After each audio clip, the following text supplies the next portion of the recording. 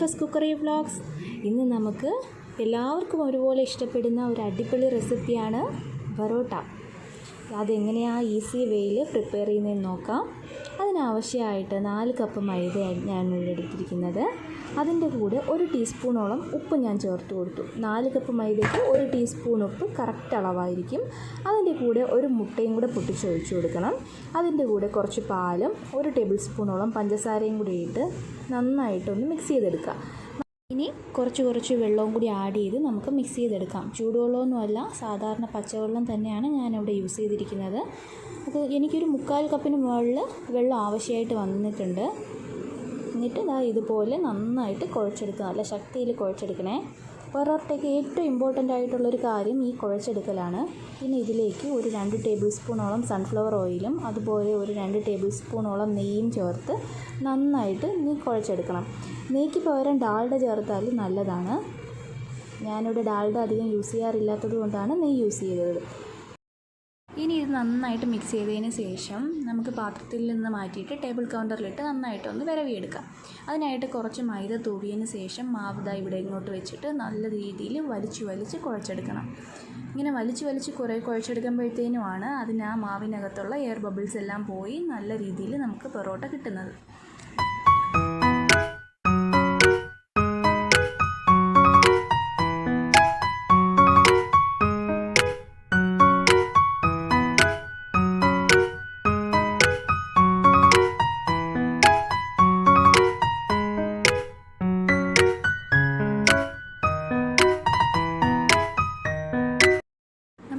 എത്ര നന്നായിട്ട് കുഴയ്ക്കുന്നോ അത്രയും നല്ല പൊറോട്ട നമുക്ക് കിട്ടും. മാവ് ഇതുപോലെ വലിഞ്ഞ് വരുന്ന ആ ഒരു പരുവം വരെ നമ്മൾ നന്നായിട്ട് കുഴച്ചെടുക്കുക. ഞാനിവിടെ 15 മിനിറ്റോളം കുഴച്ചെടുത്തിട്ടുണ്ട്. ഇനി ഇതിലേക്ക് കുറച്ച് സൺഫ്ലവർ ഓയിലും കൂടി ഒഴിച്ച് തടവി മാറ്റി വയ്ക്കാം. 1 മണിക്കൂറോളം വെച്ചാൽ മതിയാവും. ഞാനിവിടെ 2 മണിക്കൂറോളം മാറ്റി വെച്ചിട്ടുണ്ട്. ഇനി ഇതിൻ്റെ മുകളിലോട്ട് ഒരു നനഞ്ഞ കോട്ടൺ തുണിയും കൂടി വിരിച്ച് മൂടി വയ്ക്കാം. 2 മണിക്കൂർ കഴിഞ്ഞതിന് ശേഷമുള്ള മാവിൻ്റെ പരുവാണേ ഇത്. അപ്പം മാവ് നല്ല കറക്റ്റായിട്ട് ഇരിപ്പുണ്ട്. നമുക്കിനി ഇതിനെ ബോൾ പിടിക്കാൻ വേണ്ടിയിട്ട് കയ്യിൽ കുറച്ച് എണ്ണ തൂവുക. നന്നായിട്ടൊന്ന് തടവിയതിന് ശേഷം നമുക്ക് തള്ളവിരലിൻ്റെയും ചൂണ്ടുവിരലിൻ്റെയും ഇടയിൽ വെച്ചിട്ട് ഇതുപോലെ അമർത്തി കൊടുക്കുമ്പോൾ നമുക്ക് നല്ല ബോൾ കിട്ടും. അതിനുശേഷം നമുക്ക് വീണ്ടും നന്നായിട്ട് എണ്ണയൊന്ന് തടവിയതിന് ശേഷം ബോളിലൊക്കെ നന്നായിട്ട് എണ്ണ തടവിയെടുക്കുക. എന്നിട്ടൊരു 10 മിനിറ്റ് മൂടി വയ്ക്കുക. അതിനുശേഷം 10 മിനിറ്റ് കഴിയുമ്പോൾ നമുക്ക് ആദ്യം ചെയ്യാനുള്ള പരിപാടി എന്ന് വെച്ചാൽ ഒരു 2 ടേബിൾ സ്പൂൺ നെയ്യും 2 ടേബിൾ സ്പൂൺ ഓയിലും കൂടി ഇതുപോലെ മിക്സ് ചെയ്ത് മാറ്റി വയ്ക്കും. ഇനി ആ നെയ്യിൽ നിന്ന് കുറച്ചെടുത്ത് നമ്മൾ ടേബിൾ കൗണ്ടറിലേക്ക് തേച്ചതിന് ശേഷം ഓരോ ബോൾ ഇതുപോലെ എടുത്തൊന്ന് പരത്തിയതിന് ശേഷം നമുക്ക് നമ്മുടെ വലത്തേ കൈയുടെ തള്ളവിരൽ അടിഭാഗത്തായിട്ടും അതുപോലെ ഇടത്തേ കൈയുടെ തള്ളവിരൽ മോൾ ഭാഗത്തായിട്ടും ഇങ്ങനെ വെച്ചതിന് ശേഷം മാവ് ഇതുപോലെ കറക്കി വീശി എടുക്കണം. പൊട്ടിപ്പോയാലും കുഴപ്പമൊന്നുമില്ല, നമുക്ക് നല്ല പൊറോട്ട കിട്ടും. അതിനുശേഷം എത്രത്തോളം നൈസായിട്ട് പരത്തിയെടുക്കാൻ പറ്റുമോ അത്രത്തോളം നമ്മൾ വലിച്ച് പരത്തിയെടുക്കുക. അതിനുശേഷം നമുക്ക് നന്നായിട്ടൊന്ന് മാവിൽ എണ്ണ തേച്ച് കൊടുക്കണം.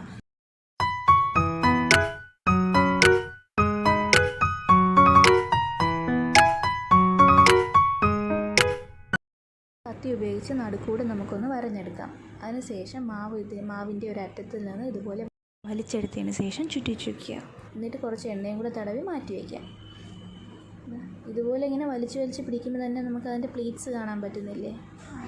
അത് നല്ല കറക്റ്റായിട്ട് നമുക്ക് ലെയറായിട്ട് വന്നിട്ടുണ്ടാവും പൊറോട്ട ചുട്ടെടുത്തിട്ട് അടിക്കുമ്പോൾ.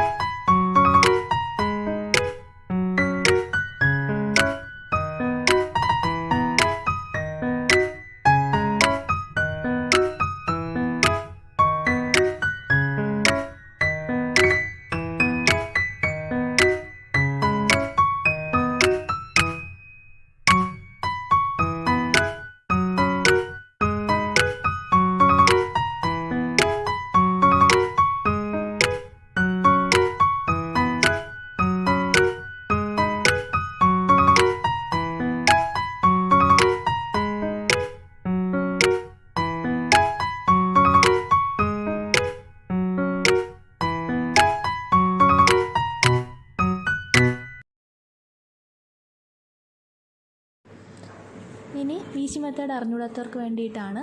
ഇതുപോലെ ചപ്പാത്തിയൊക്കെ പരത്തും പോലെ എത്രത്തോളം നൈസായിട്ട് പരത്താൻ പറ്റുമോ അത്രത്തോളം നന്നായിട്ട് നൈസായിട്ട് പരത്തിയെടുക്കുക.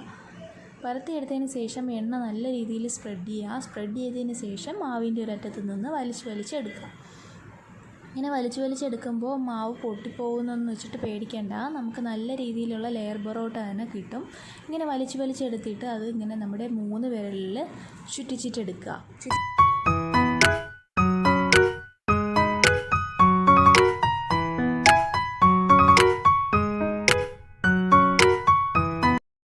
എനിക്കിവിടെ 4 കപ്പ് മൈദയിൽ നിന്ന് 18 ബോൾസ് കിട്ടിയിട്ടുണ്ട്. ഇനി ഓരോന്നായിട്ട് നമുക്ക് ചുട്ടെടുക്കാം.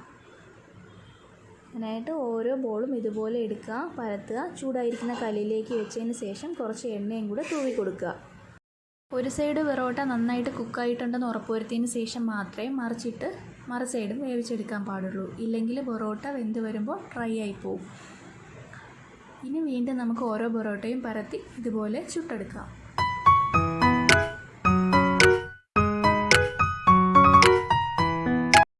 ഇനി 3-4 പൊറോട്ട വെന്ത് വരുമ്പോൾ ഇതുപോലെ ഒന്ന് അടിച്ചെടുക്കണം. അതിനായിട്ട് നമ്മുടെ കയ്യിൽ കുറച്ച് എണ്ണയും കൂടെ തടവിയതിന് ശേഷം ചൂടോടെ വേണം പൊറോട്ട ഒന്നിനു മേലെ ഒന്നായിട്ട് അടുക്കി വെച്ചിട്ട് ഇതുപോലെ അടിച്ചെടുക്കാനായിട്ട്.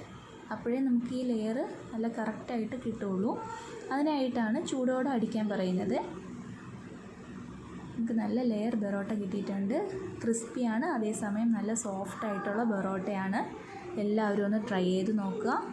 ഈ വീഡിയോ ഇഷ്ടമാവുകയാണെങ്കിൽ ലൈക്ക് ചെയ്യാനും ഷെയർ ചെയ്യാനും സബ്സ്ക്രൈബ് ചെയ്യാനും മറന്നു പോകരുതേ.